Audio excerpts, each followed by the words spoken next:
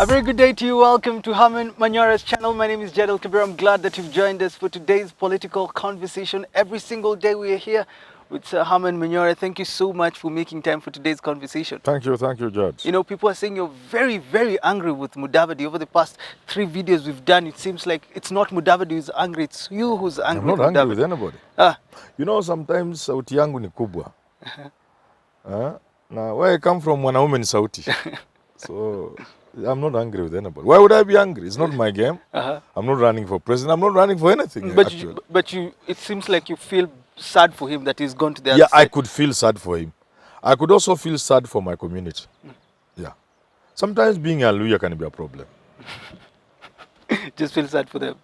Okay, so many videos are coming through. So we've asked for videos and people are sending them, and there's so many. It's overwhelming. It's overwhelming. So thank you so much for sending your videos. We'll start uploading them starting next week on Monday. For those who have sent, we've seen them. We're looking at them. From Monday, we'll be uploading them on this YouTube channel so that people can see what you think about the elections that are to come in next year, whether you think Raila will be the one to win, whether you think Ruto will be the one to win. Send us your views. Continue sending them. We'll compile them and put them on our YouTube channel. Look, Prof, President Uhuru Kenyatta called leaders from Western region, calling them to speak about the issues to do with the region. The UDA party, together with ANC, is saying that Uhuru is worried that Mudavadi has left the Azimio team. Do you think this is why he has called them? Because Mudavadi was going to deliver votes for the Azimio region? So I don't think so. I think I'm not seeing Mudavadi delivering much to Ruto. So I don't think that would inform Uhuru's actions. Uhuru is in charge of security in this country and intelligence. He knows Mudavadi will not deliver anything. But people who were there came out saying that Uhuru said that he's disappointed with Mudavadi. Of course, you know, the way even Mudavadi talked, the things he said about Uhuru and his government, Uhuru will be annoyed given perhaps their past relationship. Yeah, he will be disappointed. So it's just a bad guy. But again, Uhuru should not expect Mudavadi to do his bidding. Mudavadi is a grown-up man.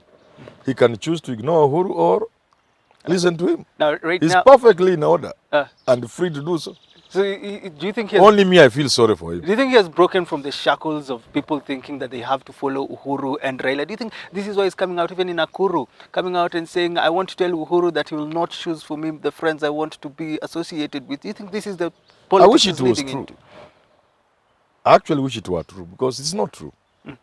You know, I said in one of my videos, around 2010, 2012, Mudavadi got annoyed with the MPs in ODM and other leaders in ODM that they were not saying good things about him. They were disrespectful. And that, to some extent, that was true. So he bolted out and started that UDF that was given to him. We know the disaster that it became. So, if he doesn't have the skin to withstand ODM chaps who are talking at him and being disrespectful, I wonder how he will withstand Sudi in the other side. No. You think there will be internal politics in there? That's politics. Internal ones. Yeah, people can stand you until after elections. Once you make them win, then they'll come out in their true color and they'll tell you things people in ODM never told you. So I don't think that's the way you should play politics. You should just be a man if you are a man. Be a woman if you are a woman. Tell off those cheap. If I'm working with Ruto, Sudi can't tell me anything. Murukomen, I'll tell them off. So if he failed to tell off those MPs and ODM leaders, young junior leaders, junior MPs, for being disrespectful, how sure am I he will have the capacity to tell off those in UDA? Do you think it's a question of who you are. Sooner or later they will backfire on him, to try to demean him that is a possibility. That's a possibility. And that's what you fear for him. You know, you must just be a man. You command respect.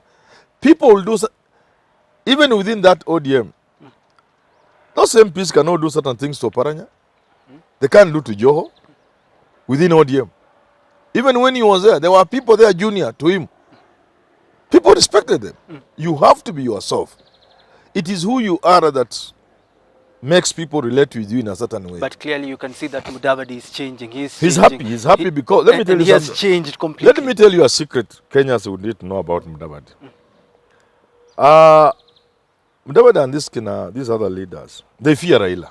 This is the truth. They have no voice where Raila is. That is the truth. So because you can't find your voice in the presence of Raila, you tremble and shake. If you are with Ruto and you find your voice, it's good for you. It just shows what kind of person you are. I have seen with my eyes. I have listened. I have watched. None of these people can find their voice in the presence of Raila. They fear Raila. So it's all they fear Uhuru. When they're in the campaign. Now Ruto is cunning. He makes them think they have their voice. But it's just let him become president. He calls them Zewa Kitendawili. Oh, Ruto, he will deal with them. Now they are calling out President Uhuru Kenyatta. Yes. Malala is speaking badly, saying that these people are trying to show us the way. We are not going to be, as they are putting, tutapangwa, tupangwingu sisi. Now when you look at watapangwa zaidi, they don't know how systems work. Let me tell you a secret about systems. Maybe I've shared before. Today is my revelation day. Yeah, secrets. Systems are patient. They are never in a hurry. You get it? Yeah. Systems allow you small victories, to win small battles, to get excited. But you never beat a system. One of the clips I've listened to from a guy from Uganda, he hits the nail on the head. Make sure you run that clip on Monday. Next week Monday. It's a long clip. It's about 11. It's the only long clip we shall. He deals with many things about Kenyan politics. One of them is about systems. You cannot beat a system. Never. Even in your workplace, you cannot beat a system. Systems are never beaten. Systems are dismantled. Systems are thrown out through a revolution. But if the system is still in place, you can't beat it. So if the system in this country is still in place, nobody can beat the system. Nobody beat Moi. I laugh when people say, oh, they defeated Moi. That is a joke. Everybody was playing into Moi's game.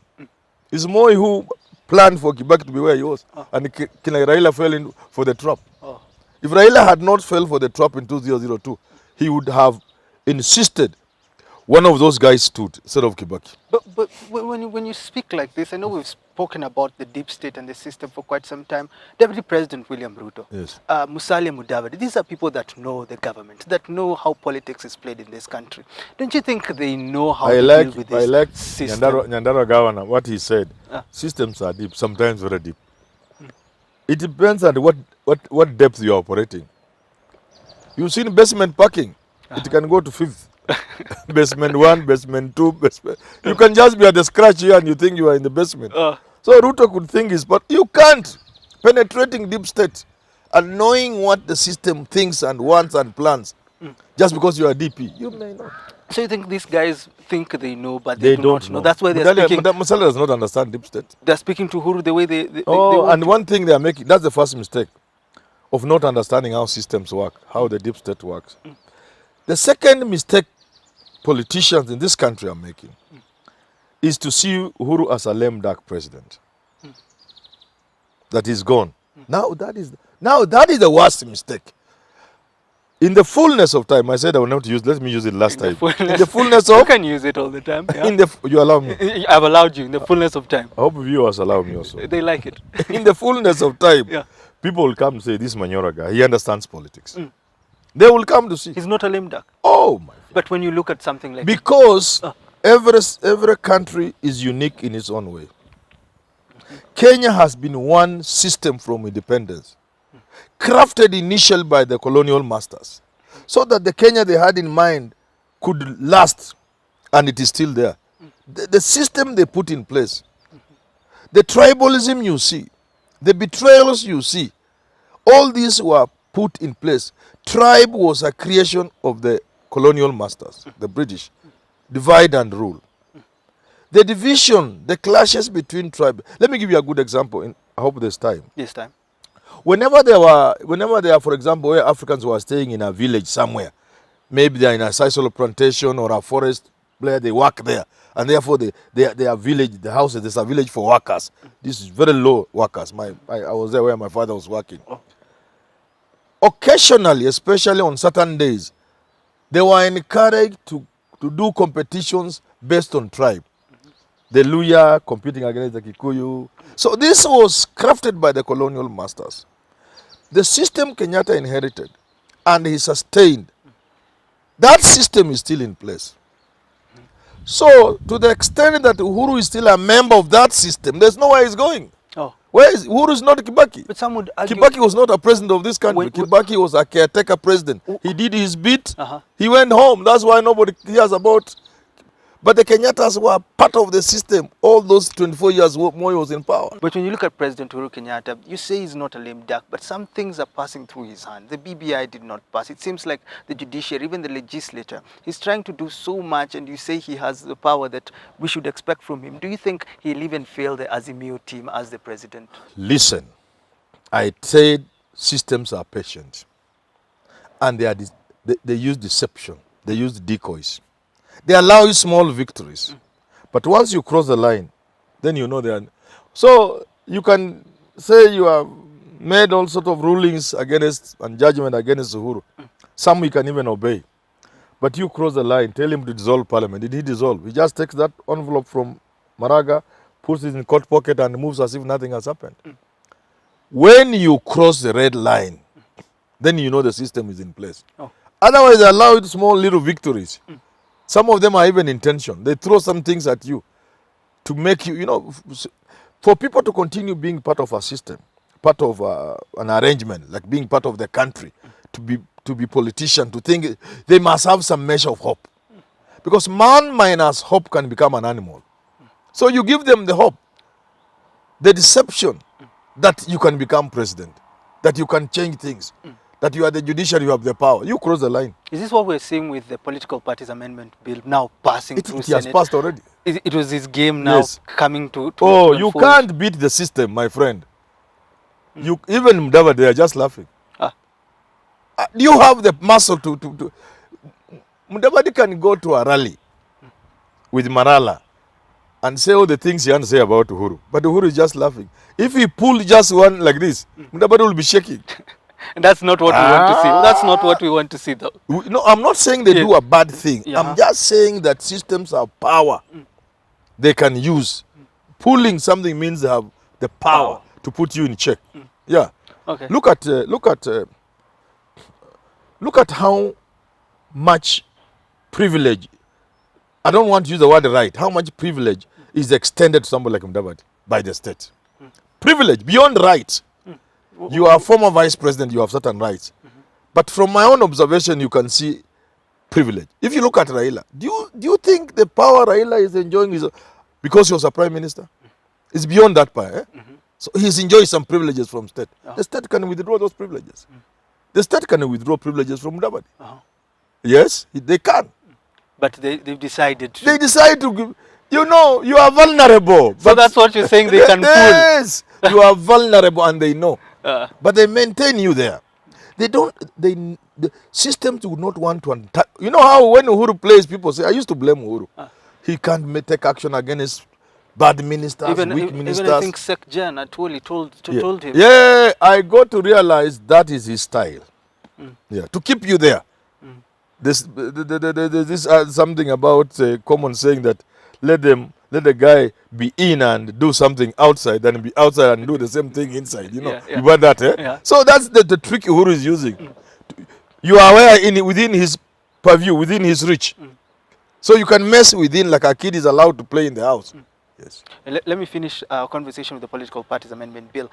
You said once it passes through the Senate, there's something you will tell us. You said you'll tell us why it is such a big, it will be such big impact to the country.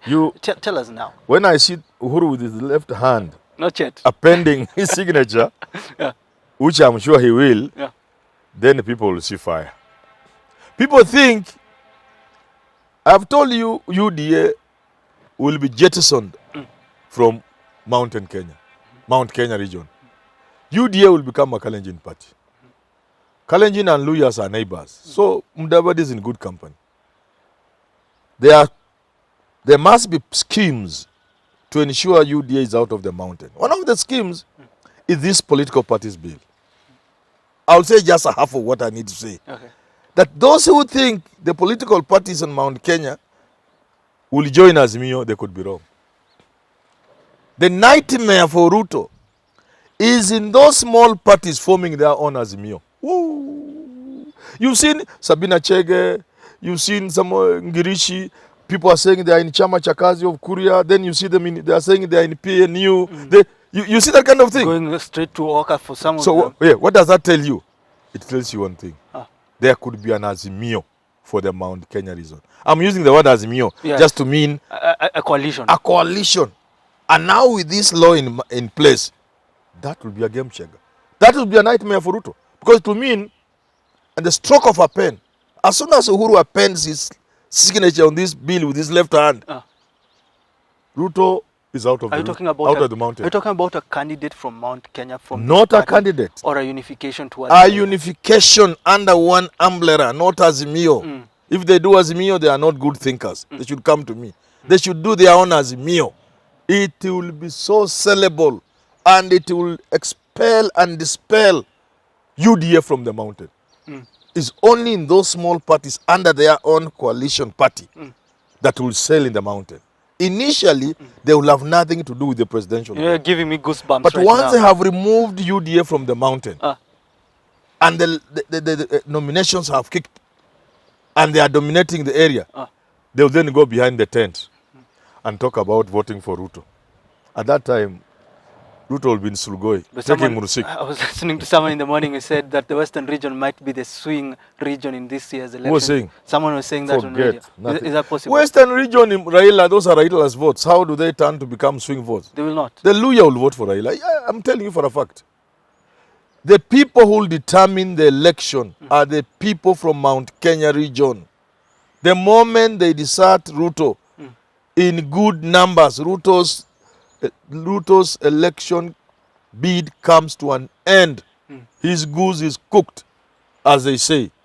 Mount Kenya will determine whether Raila becomes president or Ruto becomes president. Okay, let's wind the conversation there. Thank you so much for tuning in to today's political conversation. Continue sending in your videos. We'll start uploading them next week on Monday. We've had some of them are really good. So send yours if you have an opinion or you have something to say with regards to these conversations, and we'll put them on our channel. Thank you so much. Have yourself a lovely rest of your day.